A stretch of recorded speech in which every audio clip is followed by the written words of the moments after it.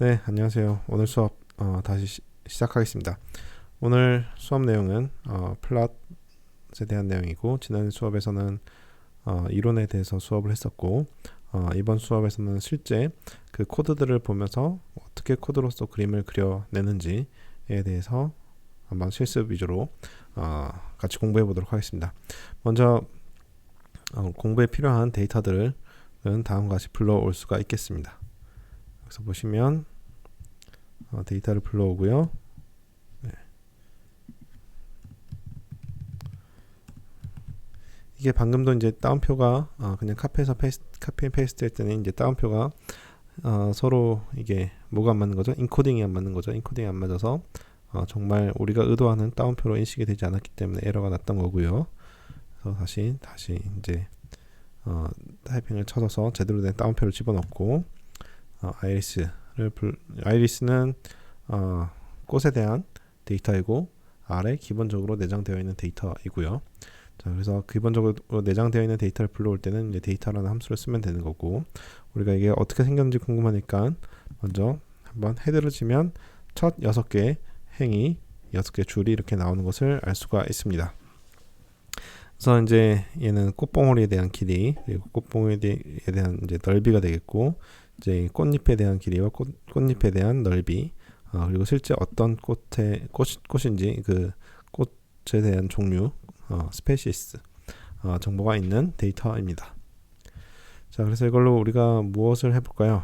다음과 같은 기본적인 플롯들을 배워보려고 합니다.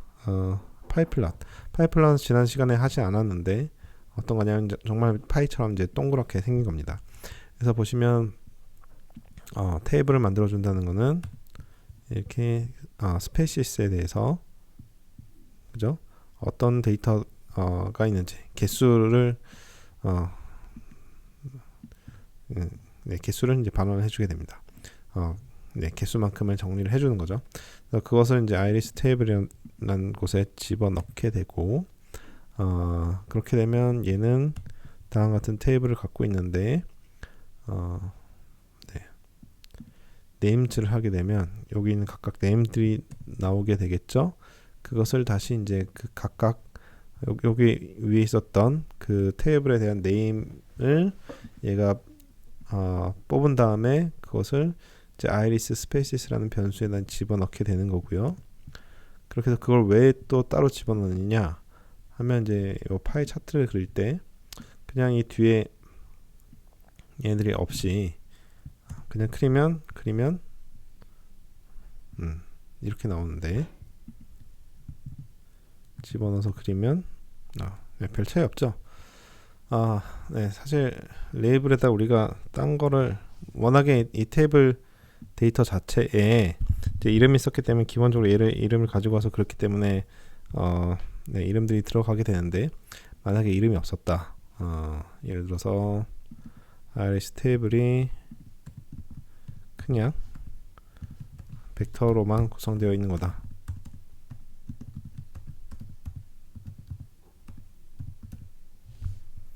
그리고 이름이 없었다 고 하면 그냥 이렇게 1, 2, 3이 되게 되는데, 만약에 이 상태에서 이름을 붙인다 하면 여기 이름이 들어가는 거죠. 그래서 원래 테이블에 이름이 없었으면 이제 이름을 집어넣게 돼서 그 이름이 이 그림에 이렇게 보이게, 좀 크게 할까요?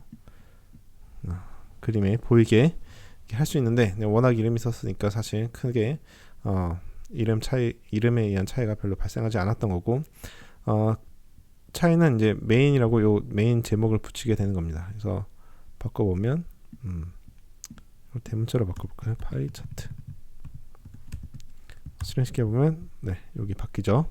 그런 것들을 확인할 수 있습니다. 그래서 제목을 붙일 수 있다. 그래서 기본적으로 그냥 플랫 명령어만 치면 그냥 이렇게 동그란 그림의 데이터에 어떤 양을 보여주는 것만 있는데, 우리가 추가적으로 이제 옵션들을 넣게 되면 각각 영역에 의미하는 이름이라든지 아니면 차트 전체에 대한 제목이라든지, 더 나아가면 요 색깔도 결정할 수 있고 뭐 선도 결정할 수 있고 뭐 그런 옵션들을 쭉쭉쭉쭉 연달아서 붙일 수 있게 될 것입니다.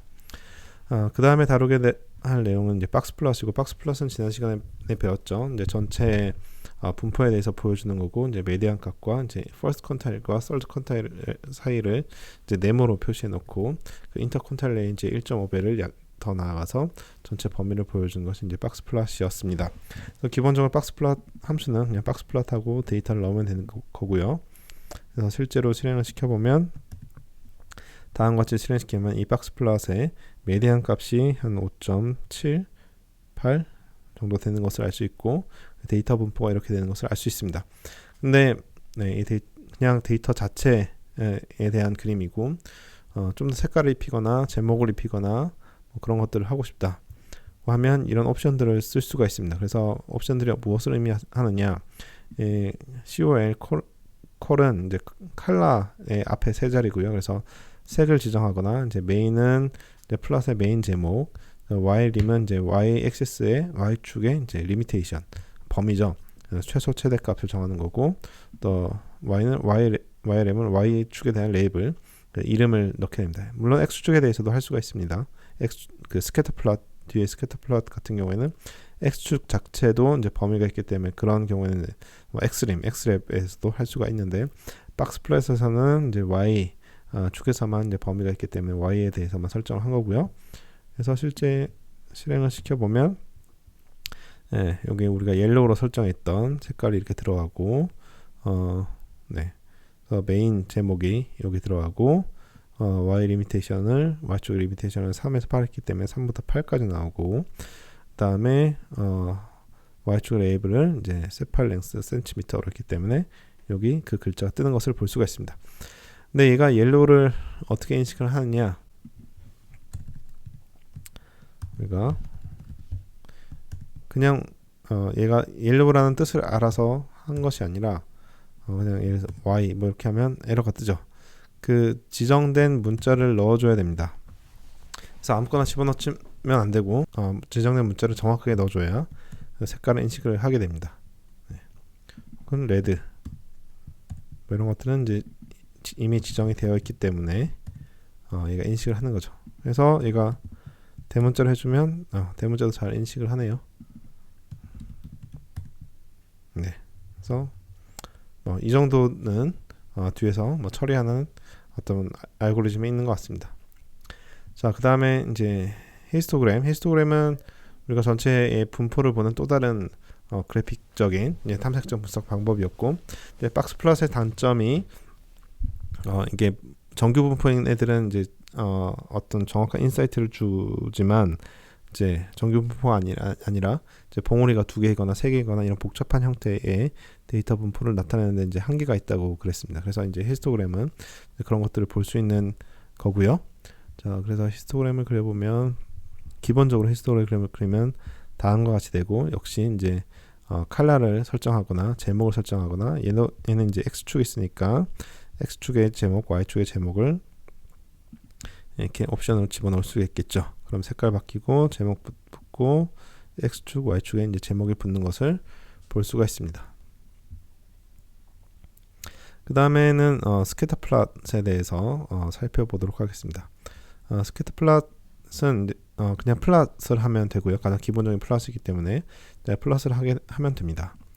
그래서 그러는데 여기 보면 우리가 wid라는 걸 썼어요. 그래서 wid는 무엇이냐?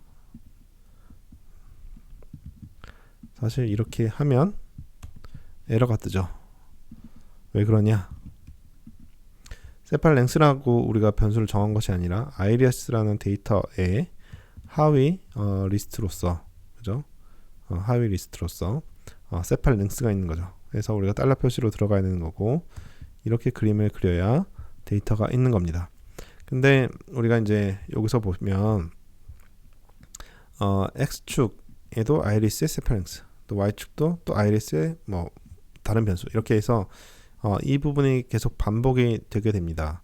물론 지금 x, y축 2번밖에 반복이 안 되긴 하지만, 이제 나중에 이제 복잡한 분석을 하게 되면 이런 것들이 매우 자주 반복이 되는 경우가 발생하게 되는데, 당연히 이제 그냥 iris라는 데이터를 가지고 한다는 것을 이제 어떤 구간 내에 명시를 해주게 되면 그 다음부터 이제 데이터명을 붙일 필요가 없이 그냥 이제 변수 명문들만 붙이면 되겠죠. 네, 그렇게 해주는 게 이제 wid가 되겠습니다. 그래서 with 명령어가 나오고 묶인 그 괄호 안에서는 모든 데이터는 여기서 처음 그 아규먼트에서 정의한 그 변수를 쓴다. 그리고 그 다음부터는 그 데이터명을 쓸 필요 없고 그 안에 있는 변수명을 쓰면 된다. 그래서 아이리스의 세팔 랭스가 되게 됩니다. 그래서 똑같은 결과가 나오는 거고요. 그래서 여기서 보면 플러스에 여기 처음 나오는 아규먼트는 x고 두 번째 나오는 y이기 때문에 보시면 얘랑 얘는 사실상 똑같은 결과를 내게 됩니다. 다음과 같이 네, 똑같은 그림이 나오죠. 근데 하나 차이가 여기 x축 이름이 바뀌네요. 보시면 얘는 이제 아이리스라는 거 없이 그냥 이거 자체가 들어가는데 얘는 네, 아이리스의 뭐 페탈 랭스 이런 식으로 되긴 하네요. 어쨌든 근데 데이터 자체는 똑같습니다. 그래서 우리가 좀 안에 것들을 이제 반복되는 것들을 좀 줄이는 방편으로 이제 wid를 쓸 수 있게 됩니다. 네, 그래서 이제 wid이고 아이리스 데이터를 하는 거고 이제 플롯을 하는 건데 똑같죠? 똑같은데 우리가 얘의 선형적인 관계를 이제 보고 싶습니다. 뒤에서 이제 나중에 통계를 배울 때 이제 회귀 분석에 대해서 배우게 될 텐데 어쨌든 페탈 랭스에 대한 세팔 랭스 사이에 이 어떤 선형적인 관계를 모델을 만들어내는 것이 이제 LM 리니어 모델이라는 함수고요. 이제 그 결과를 이제 모델에 담는다고 그냥 여기서 그냥 알고 넘어가면 되겠습니다. 왜냐하면 보여드리려고 하는 것은 그래서 이것을 AB 라인을 하게 되면 이 안에 이 모델이라는 것 안에 이 선에 대한 정보가 있어서 그 선을 그어줄 수가 있습니다. 그래서 우리가 보통 어떤 두 변수와의 관계를 볼 때 그냥 이렇게 스캐터 플롯해서 볼 수도 있지만 보통은 어떤 선형적인 관계에 있는지가 통계 분석에서 중요하기 때문에 선형 모델을 만들어 놓고 걔를 이렇게 명확하게 선을 한번 더 그어주면 그 관계를 내가 볼 때나 남들한테 보여줄 때나 의미가 명확해지기 때문에 이런 일들을 많이 하게 됩니다. 네. 그래서 스캐터 플롯을 그리고 선을 그어주는 함수까지 이제 봤습니다. 그 다음은 네, 계속 비슷한 거고요. 여기는 제목을 더 붙여준 거네요. 제목을 위에 이렇게 붙여준 거고 얘는 뭐죠? 서브셋이네요. 아이리스인데 결국 이만큼이 그냥 내가 원하는 서브셋 데이터, 그러니까 세팔 그 꽃봉의 넓이가 평균보다 낮은 애들만 구한 다음에 걔에 대해서 다시 플롯을 그려주는 겁니다. 근데 여기서 보면 이제 플롯이 아니라 이제 포인트라는 함수를 썼는데 그건 뭐냐면 여기 설명은 없네요. 플롯을 하게 되면 여기 있는 그림을 완전 지우고 다시 그림을 그리는 건데 포인트는 여기 있는 그림을 지우지 않고 이 위에 덮어서 다시 점을 찍는 겁니다. 그래서 보시면 다음과 같이 빨간색이 덮어 씌워지게 됩니다. 만약에 여기를 그냥 플러스로 한다 하게 되면 그림이 없어지고 빨간색 점들만 이제 남게 되죠. 우리는 네, 결국 서브 플롯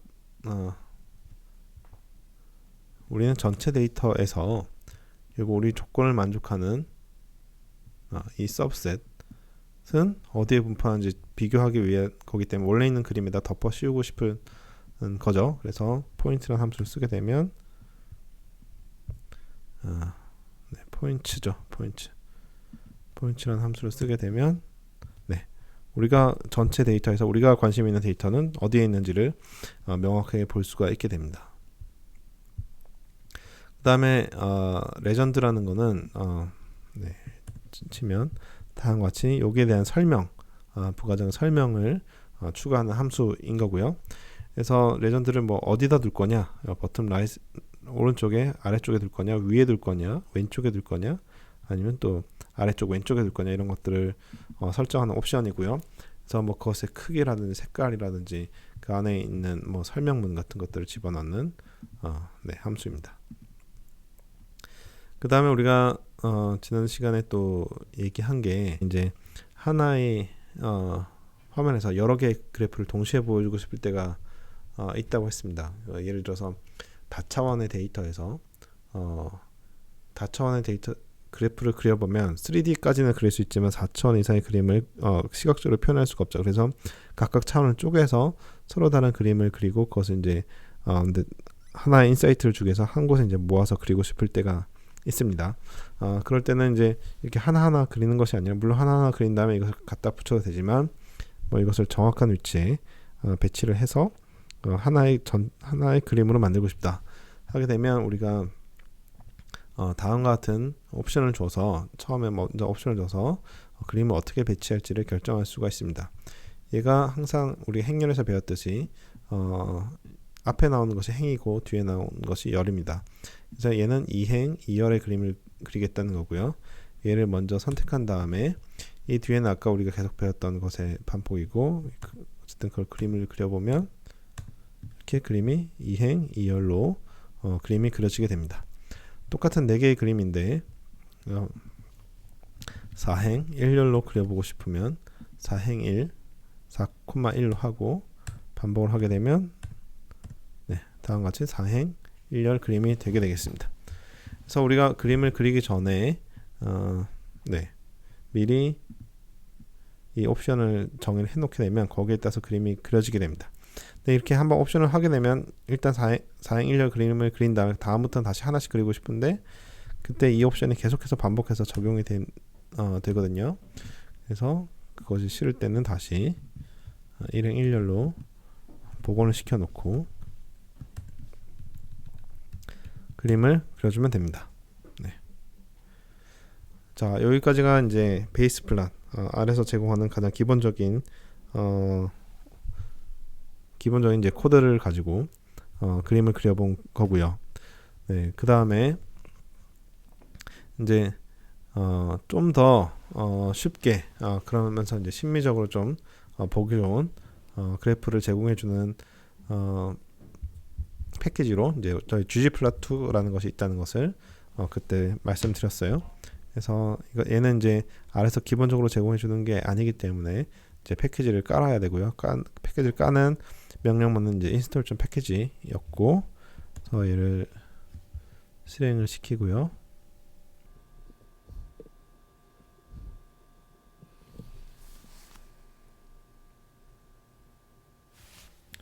실행이 되게 되면 이 패키지를 불러드려야 되니까 이제 라이브러리를 해서 패키지를 불러드립니다. 자, 그 다음에 이제 ggplot 같은 경우는 이가 사용법이 조금 베이스 플랫이랑은 다릅니다. 베이스 플랫 같은 경우에는 함수 기반으로 되어 있어서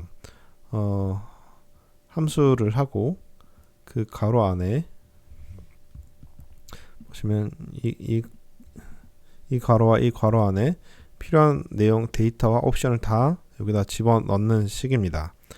그래서 모든 필요한 정보를 다 하나로 묶음을 넣어서 함수에다 던져주면 한꺼번에 데이터를 딱 그려주는 그런 개념인데 반해서 gg플러스는 조금 다릅니다. 어떻게 보면 약간 포토샵 같은 개념인데, 여러분들이 포토샵을 해봤는지 모르겠지만 약간 레이어 개념입니다. 그러니까 내가 하고 싶은 거 한 층을 깔고 그 위에 또 추가되는 것을 더 덮어씌우는 개념이에요.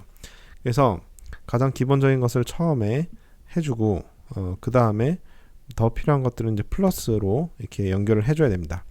근데 문제가 이렇게 따로따로 플러스로 연결했을 때 얘를 따로따로 실행시키면 안 되고 아예 이렇게 괄호로 묶어주거나 아니면 이제 한 줄에 오게끔 이렇게 배치를 해서 그림을 그려줘야 됩니다. 근데 저 같은 경우에는 이제 글씨를 일부러 여러분들 보여준다고 크게 해놔서 한 줄 배치가 힘들어서 괄호로 묶어놓고 진행하겠습니다. gg플러시고 이제 옵션을 다음과 같이 넣어주는 거고요. 데이터는 데이터가 무엇인지를 알려줘야 되고, 그 다음에 x축과 y축을 뭘로 할 건지를 설명해 줘야 됩니다. 그 다음에 이게 가장 기본입니다. 근데 얘를 하게 되면 사실 아무것도 없어요. 아무것도 실행이 되지 않아요. 뒤에 보시면 플러스에서 뭔가를 더 넣어줘요 하고 있습니다. 그래서 그 다음에 그 말은 이제 x, y 축과 데이터는 설정했는데 이 안에 어떻게 그릴지가 얘가 아직 판단을 못하는 거고, 그것을 추가적으로 넣어줘야 됩니다. 그래서 지오메트릭에 이제 포인트를 넣어줘라. 근데 이것을 이제 한꺼번에 실행시켜야 된다고 했죠. 포인트를 넣어줘라 하게 되면 다음과 같이 x축과 y축이 설정이 된 이 상태에서 얘를 포인트로 그려주게 됩니다. 그래서 물론 제가 아까 말씀드렸듯이 그렇게 심리적으로 아주 아름답진 않지만 그냥 베이스 플러스를 한 거에 비하면, 그냥 스케이터 플롯 한 개에 비하면, 이거에 비하면 그래서 좀 보기가 좋죠. 네. 근데 이 추가적으로 더 꾸미는 것들이 베이스 플랫보다는 훨씬 또 더 쉬워지게 됩니다.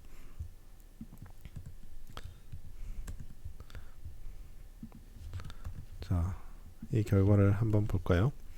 얘는 역시 데이터는 아이리스고 x축은 세팔 랭스, y축은 이제 페탈 랭스로 이제 위와 동일하고요. 다음에 이제 똑같이 이제 포인트를 찍는 건데 색깔을 달리해라.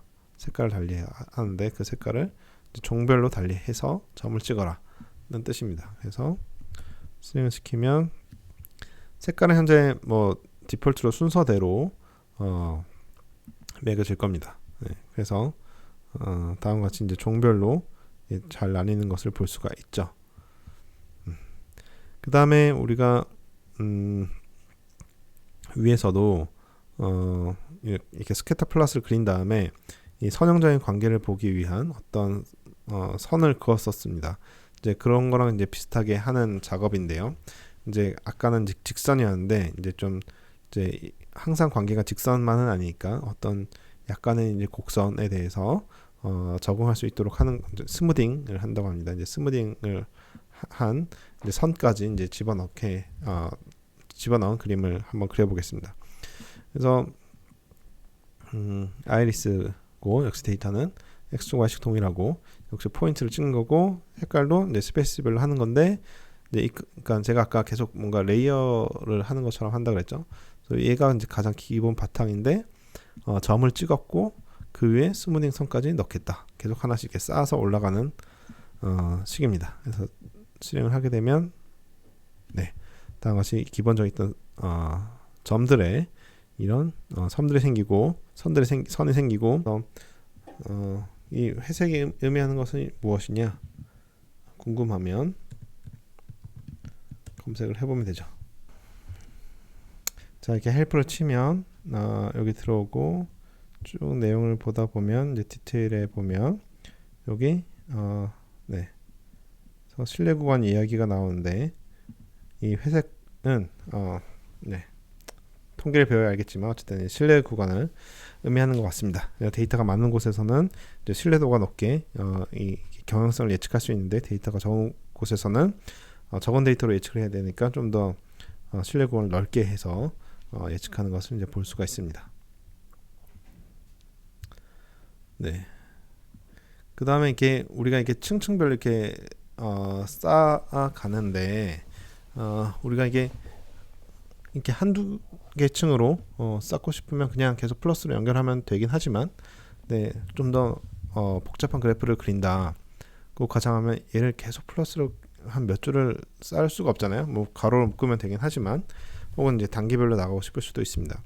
그럴 경우는 이제 중간 결과를 변수에 집어넣고 그 변수 이후에다가 또 계속 붙여 나가서 해볼 수도 있습니다. 그래서 가장 기본적인 x, y 축 그리고 데이터 정보를 베이직이라는 변수에 집어넣고요. 이 베이직에다가 이제 포인트를 찍고 스무딩을 하고 그리드까지 넣겠다는 겁니다. 수행하게 되면 네, 기본적인 x, y 축의 데이터까지 정의를 해놓고 거기에 이제 색깔 그 꽃의 종류별로 색깔을 입히고 스무딩을 하게 되는데 얘를 이제 하나의 그림으로 그리는 것이 아니라 이렇게 구분을 지어서 그림을 그리도록 이렇게 바꿨습니다.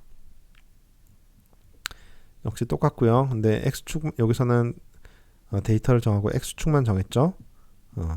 네. 즉 스캐터 플롯이 아니라 뭔가 다른 플롯을 그릴 때 이렇게 쓸 수가 있을 거라고 생각해 볼 수 있고요. 그래서 결국 나오는 거 보니까 이제 히스토그램을 그려라. 히스토그램은 이제 하나의 데이터만 있으면 되니까 그렇죠. 그래서 이제 결국 베이직인데 그냥 기본적인 히스토그램을 그리면 이렇고, 근데 그냥 기본적인 히스토그램이 아니라 색깔을 이제 꽃의 종류별로 해라. 그리고 옵션이 이제 알파와 빈의 넓이가 있습니다. 그래서 알파를 보면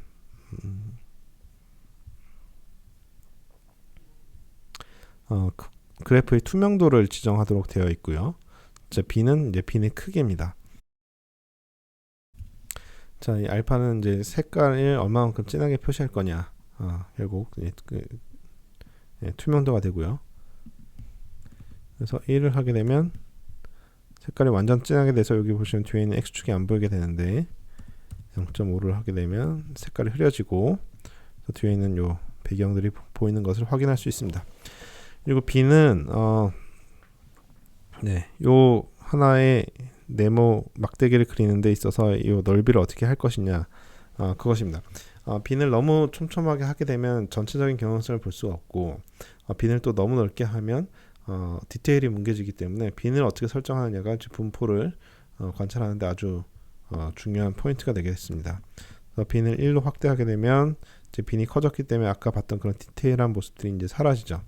근데 또 빈을 너무 자세하게 하게 되면 우리가 보고 싶지 않은 너무 세세한 데이터들이 나와서 또 이건 우리가 원치 않습니다. 그래서 적당한 빈을 설정해 주는 것이 핵심이라고 할 수 있겠습니다. 역시 이제 gg플롯에서 x축과 y축을 선택하고 이제 했는데 여기 보면 x가 아까 보여드렸듯이 어떤 종류가 아니라 그 연속적인 데이터가 아니라 종류죠. 이제 카테고리컬 데이터, 뭔가 구분이 되는. 그래서 얘는 위에 봤던 또 스캐터 플롯이랑 좀 다르다.